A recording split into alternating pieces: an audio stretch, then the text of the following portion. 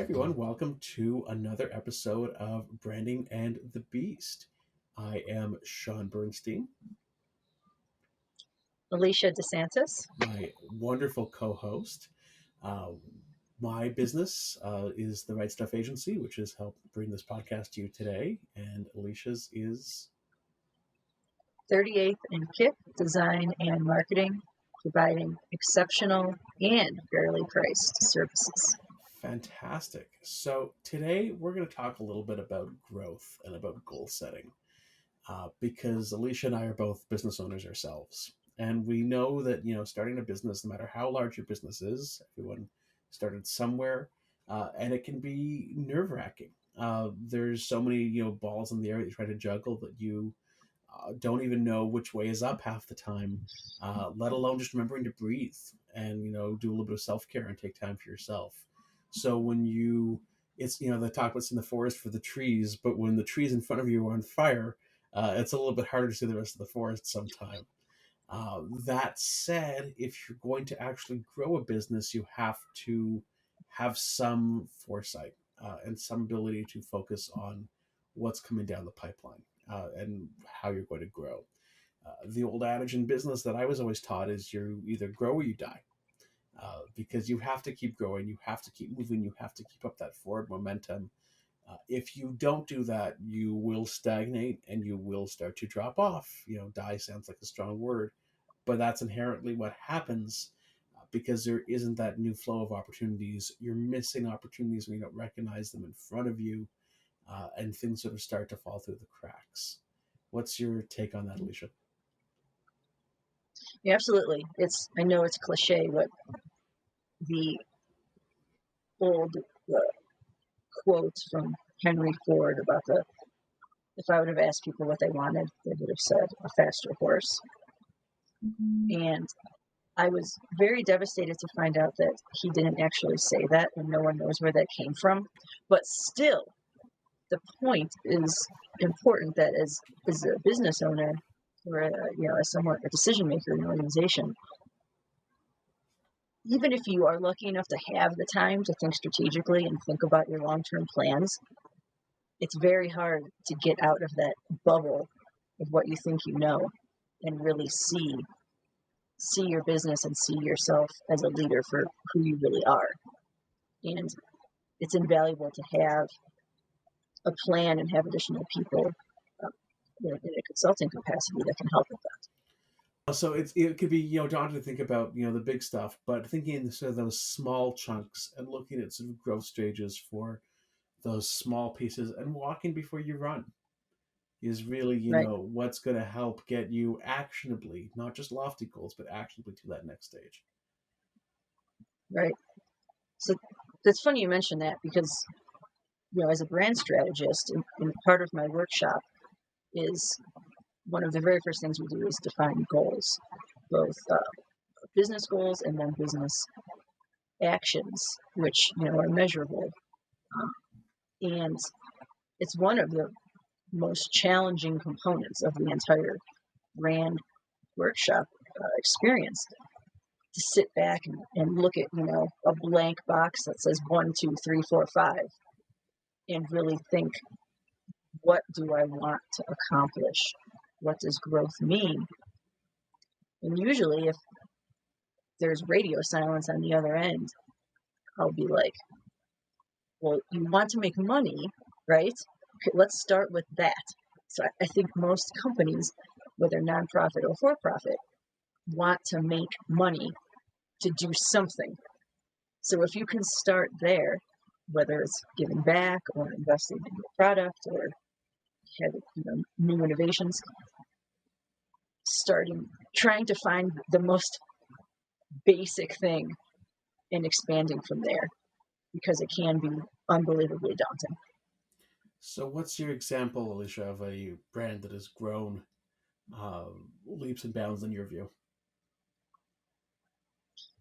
Etsy, the artisan marketplace. So what's interesting about them is I have my own experience with them, because way back when I was a sophomore in college, I used to paint on guitars and would sell the guitars on Etsy. Why does none of And that so this shock was me? 2000. This was this was 2006, and it was small. I mean, it really wasn't a well-known name. So I pulled some stats, for this discussion, and in 2012 they had 9.6 active, 9.6 million active buyers. Now they have 96 million active buyers. So Wild. they've experienced tremendous growth over the past decade. And a lot of that was fueled by the pandemic. Like, everyone was leaning into their crafty side and starting to knit and watercolor and do all these things to keep them sane. And what I find really interesting about them is that their story, the way they talk about themselves, has completely shifted. So it's done a complete 180. In that their recent marketing and advertising talks about being an artist and leans into not come to this place and buy art from artists and craftspeople. It's be an artist and do your craft and overcome the odds.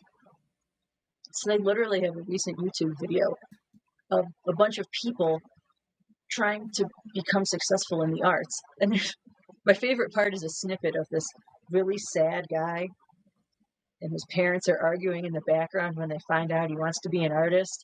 And then there's like a close-up shot of them handing him like a generic business school pamphlet. And it's just, I literally laughed out loud when I saw that. I mean, it's true. I mean, it's slightly exaggerated, but I just think it's funny how they switch the narrative to be focused on the buyers and overcoming adversity within an arts marketplace. What's your take on that? It's interesting. I love that. I love the paradigm shift. I love the kind of doing something different. Anything that kind of makes you smile and go, I think there's definitely value to. And I've used Etsy before. It's a great place to find the thing that it's good to find the thing you didn't know that you were looking for. But it's also a great place to find the thing you were looking for and you can't find elsewhere.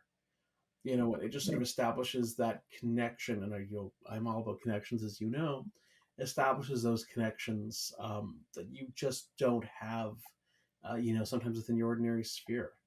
So I'm not shocked that they've grown, such crazy numbers. I think it's totally fitting. We'll get to our guest in a second. My brand that kind of came to mind that has just grown leaps and bounds in my lifetime is Yoganfru's, which is a Canadian business. Predates Pinkberry and Menchie's and every other. Okay. Oh yeah, so they go back. So they started my local mall in '86 was their first location. They're local boys from my hometown. They started kind of with nothing, and have just grown and grown and grown and grown. And so 35 or so years later, they have over 1,300 franchises around the world. They have a couple other subsidiaries that they own. They really, so now they're sort of have taken over as this company of Cool Brands International, trying to sort of follow the corporate path. I think they got acquired by someone else. They've been through a couple acquisitions.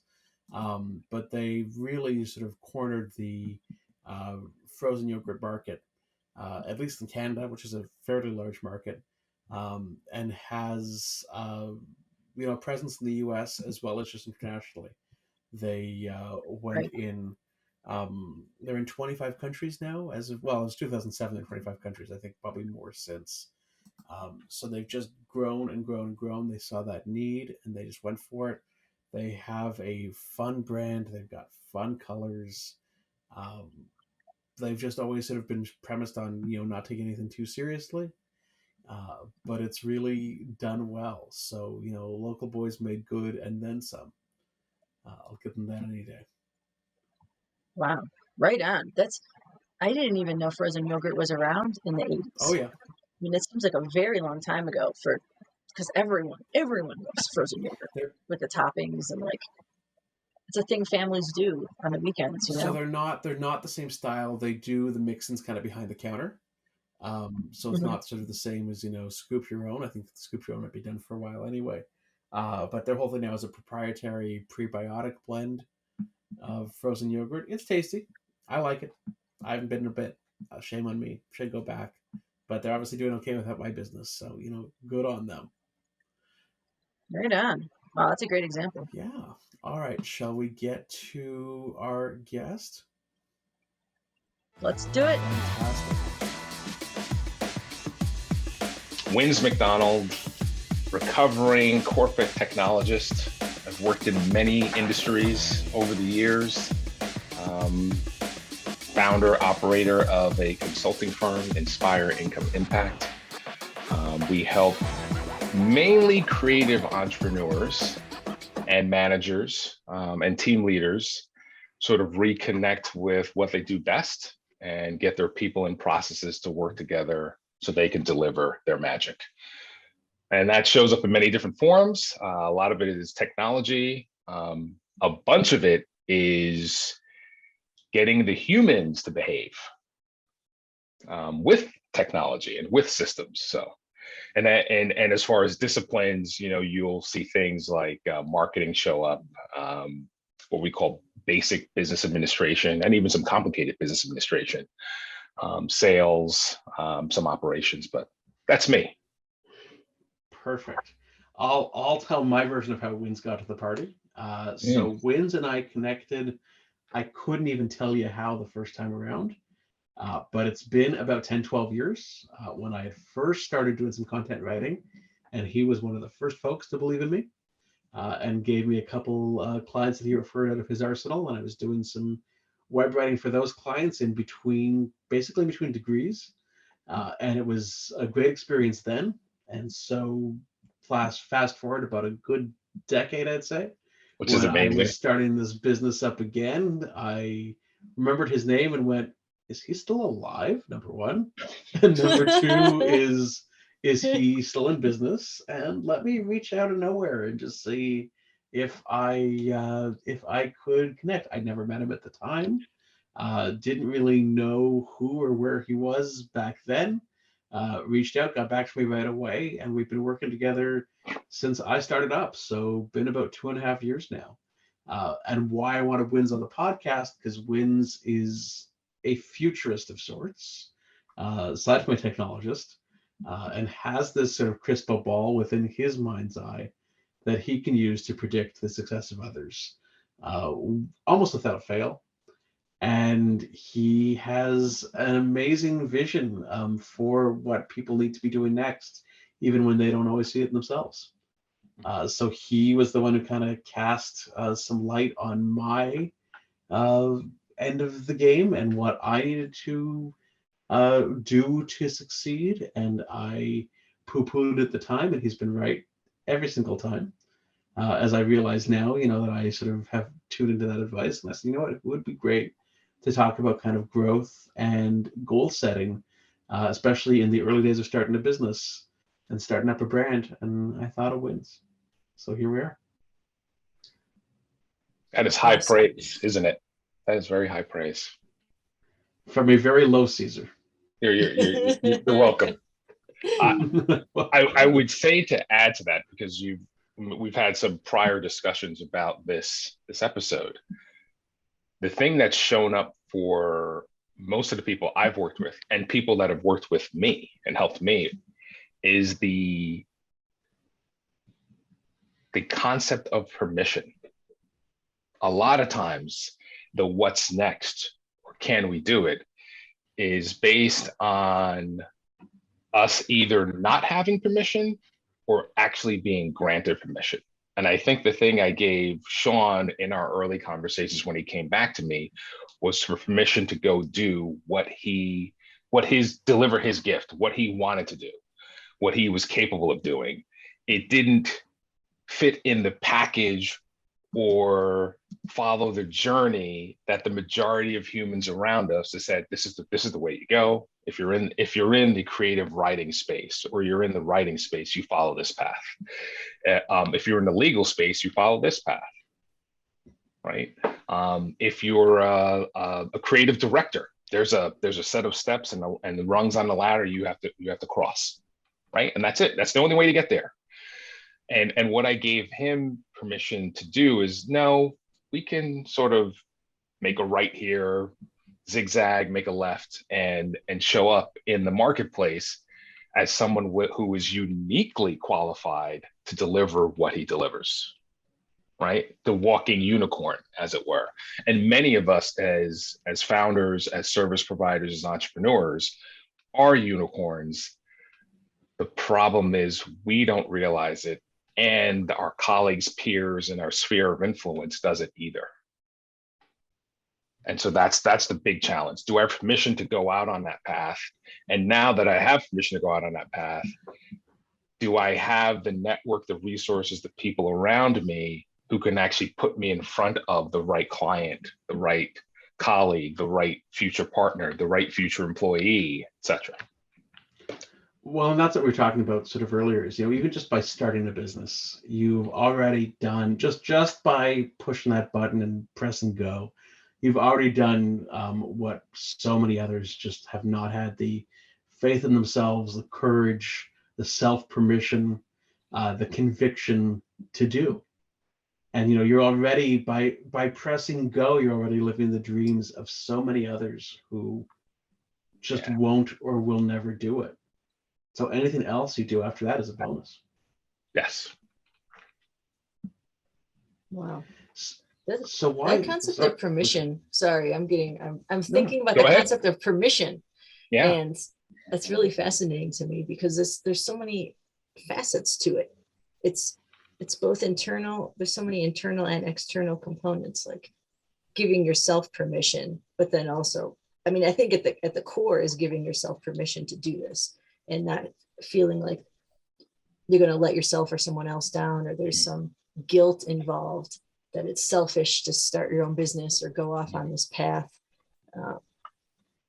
That's really fascinating to me, and I've never thought of it that way. And if you really start digging on the whole permission thing, it starts from the time you're born, right? The people who are closest to you have a set of rules and behaviors and patterns that say this is the way things should be, right? And if you don't have, think about it, if you don't have the example of someone who's gone down your path really close to you, what's the rest of your family and friends going to say to you? I always use one of the analogies I always throw out there, or examples. I go, how would you know that knife sharpening is a profitable business? You wouldn't, unless someone in your family did that. Mm-hmm. And there's people who have built careers, fed families, institutions on something as simple as knife sharpening, because it's something that needs to be done. It's lucrative, it's consistent, it's got an inelastic demand, but you wouldn't think of doing that, or even that is a possibility, because, well, I don't know anybody who does that, or I've never met someone who does that. Right. That's part of the permission piece. If you show up and go, hey, I'm going to do this thing that is way outside of scope, way outside of what we believe. Yes, do I have permission to do it? Yes, I can show up in that room. The imposter syndrome that we hear about all the time.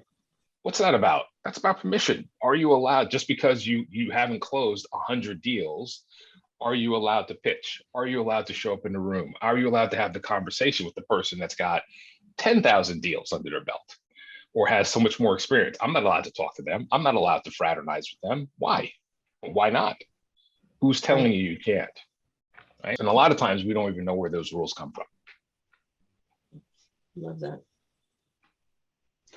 So on that permission thought, I'm going to flip things up a little bit. Mm-hmm. We let's say we've given ourselves permission, and all the permission, to start that business. Right. How do we give ourselves permission to grow and to kind of think forward and to think about what's next when it's so terrifying? First of all, it should be terrifying. You have to embrace that terror, because you are flying a plane for the first time, right? And if you're not terrified, you are reckless and dangerous to you and everyone else around you. So if you think about what fear and terror are about, they're about attention, right? The first time you ride a bike, the first time you get behind the wheel of a car, it's intense. It's a lot of data. Why? Because you're taking it all in. Your subconscious doesn't know how to do this. Fast forward, after you've done it a while, you get from point A to point B, and you don't even remember doing it. Subconscious, the bigger part of your brain, is running the show because it's got all the reps now, right? And so the growth process, I mean, I could use it in one of the disciplines I'm in. I'm into strength training, and I've trained other people. I've trained myself. I've done a whole bunch of, learned from many of the masters of all different disciplines. As you move up the ladder, it doesn't get easier. It's always going to be hard. As a matter of fact, it gets even harder because the incremental improvements take even more focus. You have to be more accurate. You have to expend more resources. In the beginning, it's the quick takeoff, but then it starts to level off, and you have to now, what do I have to pay attention to? So for the growth process, for the beginning growth process, using that same analogy, there are big movers. It's the old 80-20 thing, right? So 80% of your progress is going to come from a few things. Another thing I'll use with my clients, I will tell them, instead of 80-20, there are 1% strategies. There are 0.1% strategies. There are 0.01% strategies. There's also 10% strategies, 100% strategies, and 1,000% strategies. And especially in the beginning, there's only a few things that matter. It's very, very few. So one of the simplest ones that the great Keith J. Cunningham of Keys to the Vault fame gave me many moons ago, and it's always stuck with me, and you will hear him in speeches and talks in his book say it all the time. Business is easy. It's 3 simple things. Find out what they want, go and get it, give it to them. Many of the creative types, entrepreneurs, start with, oh, I got this beautiful thing. It's phenomenal, and you want it. You should want this because I made it, right? They don't start with finding out and spending the time to really understand, what does my client, my customer, the person I'm advocating for really, really want and desire? What's the journey that they're taking to get to the point that they want what it is that I have? The actual product, the service, the event, the intellectual property that I'm delivering, right? And products being in that list, the product being the easiest thing because I can put the product in front of someone and they decide yes or no, yay or nay, right? I can do a lot of experiments with products. Services are a lot harder. They're amorphous, esoteric. There's a dance with services. Well-defined services are easy. The creative services are much harder. But in the beginning of the growth process, do the big moving things. Understanding your customer, right? Understand your customer, be the zoologist, be on the Serengeti and watch them in their natural habitat, right? Right. Know them like your best friend, then you can start to market to them, sell to them, create products and services for them. That's the big growth thing. Tweaking your conversion rate optimization on your site and you don't have the right product, right? You're wasting your time. That's a phenomenal tool, but you're wasting your time. You're not ready for that. So part of the overall what's next is really sitting down and looking at other examples around you. What's the biggest thing that can help me today? There's a whole laundry list of things. What's the biggest thing that can help me today? A unique selling proposition that is easily understood by my perfect customer and can be repeated and disseminated by all of my advocates, my clients, my former clients, my colleagues, my friends, that's a huge mover because that differentiates me in the market and it allows me to attract. So on the flip side from that, I wanted to get your thoughts surrounding some of these recent news articles about startups having rapid growth, and then they get too much capital, and they grow too fast. There was the payments company, the very recent one that laid off all those people, and then there was the real estate. I can't remember home. Or I can't remember. Right. There are many of them. There's many of them. Yeah. So, and I think that one was really interesting because they were valued so hot. I mean, everything was so hot. The payment company, was it Fast? Maybe was that it? Yeah. And within like 2 days, said, "Oh, we're spending $10 million a month, or blowing through some outrageous amount of money." Right. So, I wanted to get your thoughts as someone who looks at these situations from your lens. What went wrong, and where does it go wrong where a bunch of very intelligent people and innovators are in a boardroom and then everything just collapses? I'm going to challenge your thinking process right now and tell you, why do you believe it went wrong? If you tell me what the incentive is, I will show you the outcome. And that shows up in all of our systems. Within the tribe, our small tribe, within our organizations, our businesses, within government, that shows up all over the place. If you tell me what the incentive is, I'm going to show you the outcome. Right? And so when we talk about rapid growth, what's rapid growth about? Right? It's literally about, how can I grow the value of these shares of this equity as fast as possible? So that's my focus. I mean, Shaun has probably heard me talk about the miracle of Starbucks, but one of the things coming from the US, for years, Starbucks didn't advertise. Starbucks in Canada advertises, different marketplace, right? Different level of maturity, but Starbucks in the US didn't advertise. What Howard Schultz did with his organization, number one, he invested in his talent. He called them partners, similar to a company like Costco. So if I compare Starbucks and Costco, really great benefits package, medical, dental, tuition reimbursement, right? Part-time or full-time, right? Right off the bat. I got those three out of the way. Equity sharing, right off the bat. Training, right? So back in the day, you went to Starbucks, you saw someone with a green smock, they were green.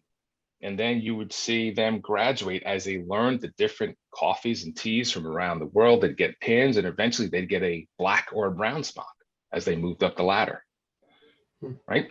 Howard famously shut down the whole company for a day to teach everyone again how to make the perfect espresso. When you went into a Starbucks that was built and outfitted by Starbucks, and you looked below your seat, first of all, you had a comfortable seat, nice table, and 2 outlets, one for your laptop, one for your mobile device, because I want you to stay. When I build a rewards program that everyone's now scrambled and copied, what was the rewards program about? I'm going to give you a discount if you bring in your own cup. I'm going to reward you by giving you what you actually want. So, you might drink coffee and tea, but you want to try one of these wraps or sandwiches that we've made. And now you get that gratis because you're a member, right? Built through the 2 groups. Costco, another company, built through the 2 groups. That's why Costco is successful compared to all of the other discount warehouse stores, retailers. 2 groups. And so the incentive there, and Costco's CEO famously told his board to go kick rocks when they wanted to cut medical and dental benefits from his employees. So we have those examples, and those are the type of examples I would tell business owners and entrepreneurs to look at and understand. There's always going to be competition. Everything you do is going to be competition. It's always going to be cutthroat. That's part of the world we live in. But really understanding who's on my team, and as an entrepreneur, your team isn't necessarily your staff, because you might not have the staff. It's the vendors you use, right? It's the partners you have in industry, right? It's the people that contract you and the people you contract with. That's your team. It's your advisory team, the attorney, the accountant. It's the members of the real estate investment club, if you're in that space, right? And who are the customers that are going to sing my praises, keep coming back, deliver high value to me, and deliver high value to me into the future. So they're going to refer people to me, or we're going to be a great case study. That's a phenomenal one, especially for service providers. Is this engagement going to be a great case study? Because the value of that case study goes on and on and on and on in my attraction cycle of bringing people in. Right. You talked in the beginning about the zigzag. And about sort of that need to do that pivot. So what do you recommend to business owners, brand owners, when the plan suddenly changes and they're left to navigate those waters of having to zigzag? I would say, number one, if you are going into business for yourself, or you're running a department, or you're running an organization, you've come into a business, your number one job is to solve problems, period.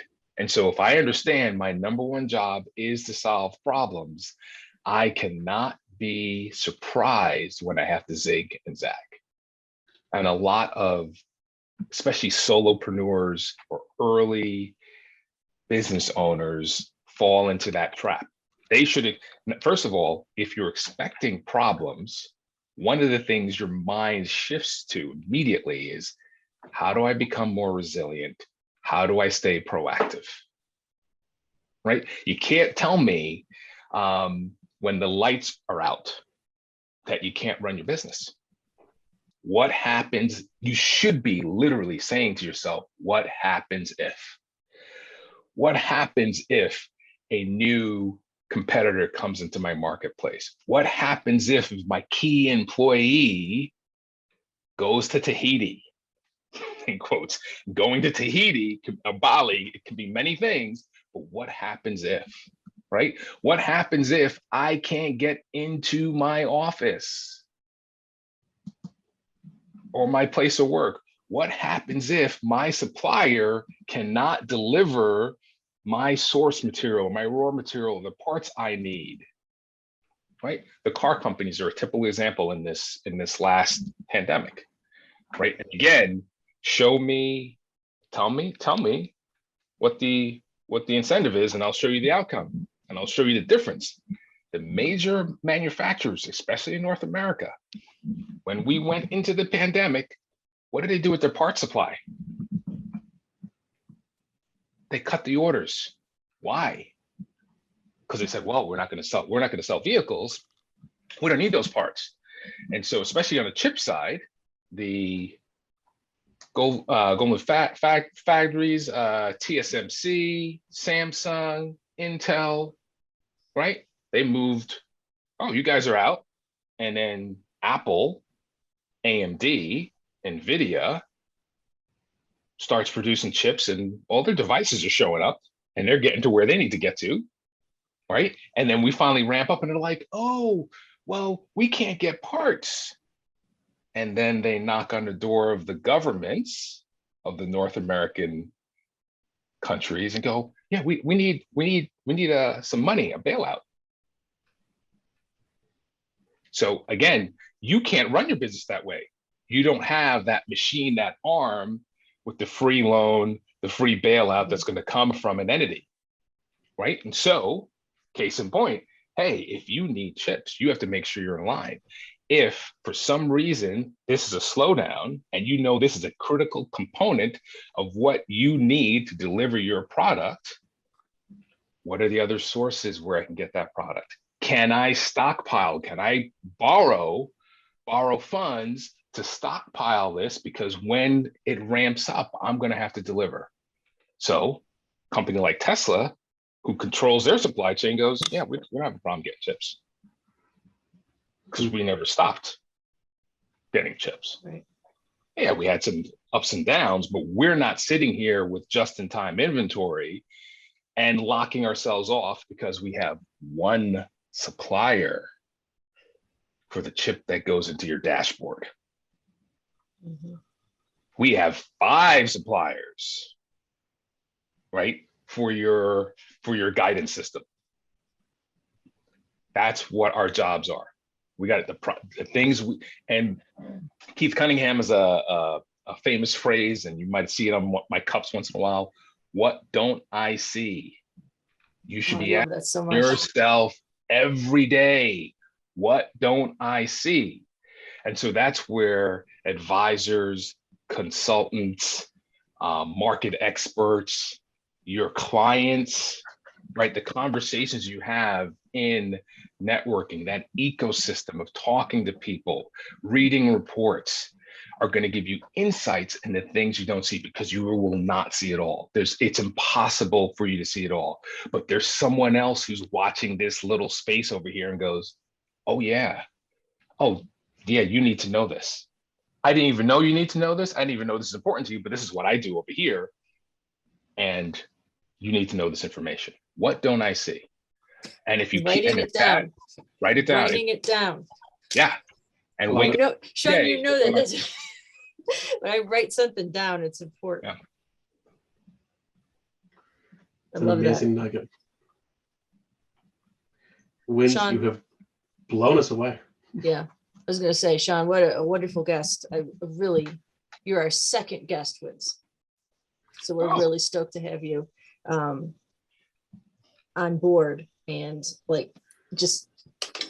I definitely want to connect with you, because I feel like I need to go take a nap after talking with you, because I'm just really, my head is kind of hot, because my brain is firing a lot of synapses. We'll have to listen to the episodes again a couple times just to kind of digest everything. I warned you, he drops nuggets and just boom, they explode.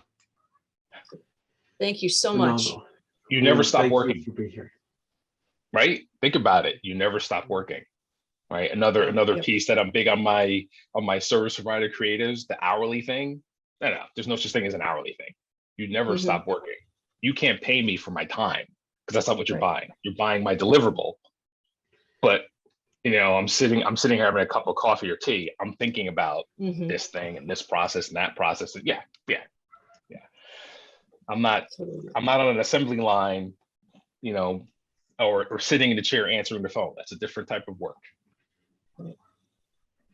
Awesome. Wins, thank you so much for coming out. Thanks for joining us. You're Thrilled welcome. to have you here. This was fun. I enjoyed how it. can people connect with you if they're we'll put it in the show notes, but the easiest way is my main website, which is inspireincomeImpact.com, all spelled out. I know it's long, many moons ago, but on there we have examples of some of the work we've done for different organizations, and there's ways to contact us if you think you need help finding a path, growing, expanding, optimizing. I have a feeling after listening to this, people will go, I need that guy in my corner. So might get some reach outs. Yeah. Thank you, Win. Thank you, sir. You're welcome. Have a good day. Take care. Thank you. Bye-bye. Cheers. Bye.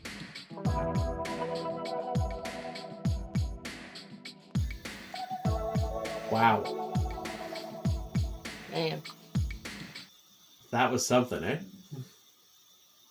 I just feel like the way he framed things was I talk all the time about brand strategy and various business strategy with clients, but then to the way he frames things is really fascinating. Uh, the one, the final piece he talked about there was, what don't I see? It's interesting because my brain first went in, in branding, it first went to, what don't I see that my audience sees? But he was actually talking about, what don't I see that the competition sees? Mm-hmm. And so that, I think that phrase has so many different meanings, because with my branding lens, instantly took that to, what's my company offering? Like, where's the disconnect between how I view what I provide versus what my market views that I provide? So there's so many different ways you can slice just that one phrase. Yeah. I like that, and my big nugget was giving yourself permission. Oh yeah. That's all about permission. That we have the ability, we have the skill, we have the knowledge, and so sometimes it's just either getting that permission or giving it to ourselves if no one's going to give it to us. Right. And I think too that, that concept of giving yourself permission, some of the best brands that talk about their growth story talk about their failures and their challenges and their iterations, and still working to become something better. Like, not having that fear when you talk about your brand, Again, that everything has to be glossy and perfect, like you're some Instagram model. Like, there's beauty in the journey, like this glassy corporation that no one even, that the real humans don't even work there. it's all about that authenticity, right? We talk about authenticity and Yep. how Yeah. important it is for a brand. It's everything. Well, this was phenomenal. I think I do have to go have that nap now after that. But Yeah, for I'm sure. so thrilled that we did this. I'm thrilled that we got wins. It's a real score. Um, Oh yeah. and I look forward to the next episode. So until then, I'm Shaun Bernstein of the Right Stuff Agency, making your business sound as good as it looks.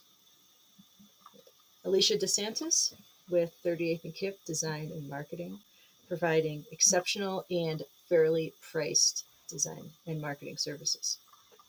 Fantastic. We will see you next time. Cheers.